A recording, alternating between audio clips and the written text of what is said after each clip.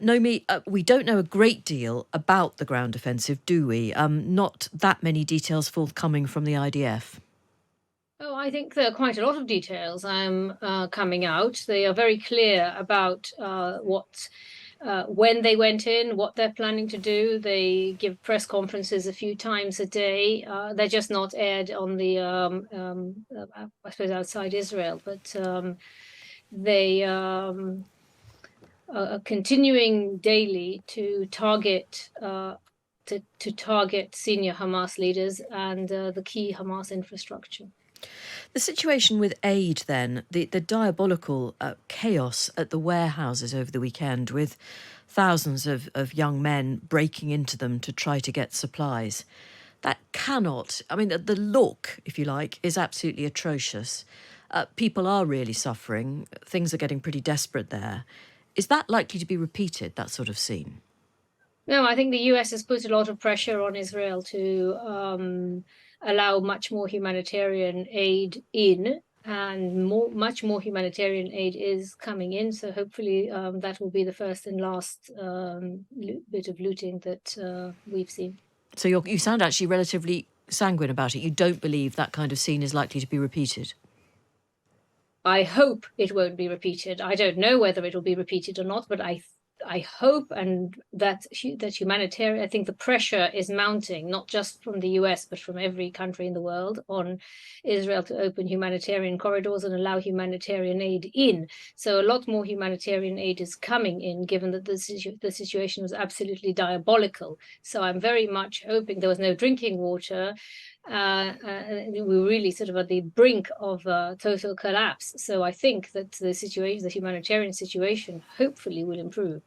What about the role of the UN over the last couple of weeks? Has it made any impression on what's going on the ground at all?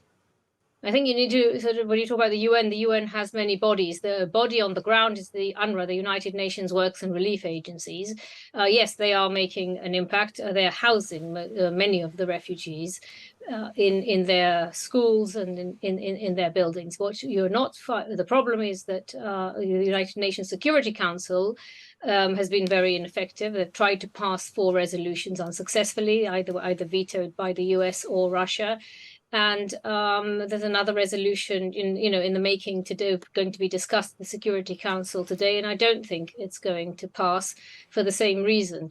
So I think it will be vetoed. So the problem is that the UN is not being so effective in terms of policy, but in terms of distributing aid on the ground, they're absolutely key. UNRWA, the United Works Relief and the United Nations Works and Relief Agency in Gaza, is basically running the entire aid operation in Gaza. So yes, they've been effective, and they've been key to trying to ensure that what aid there is distributed equitably.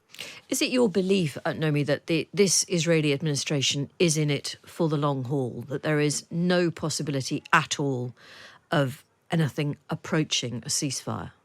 But I think it's not my belief. It's all about what they have stated. They've stated loud and clear that they're in this for the long haul.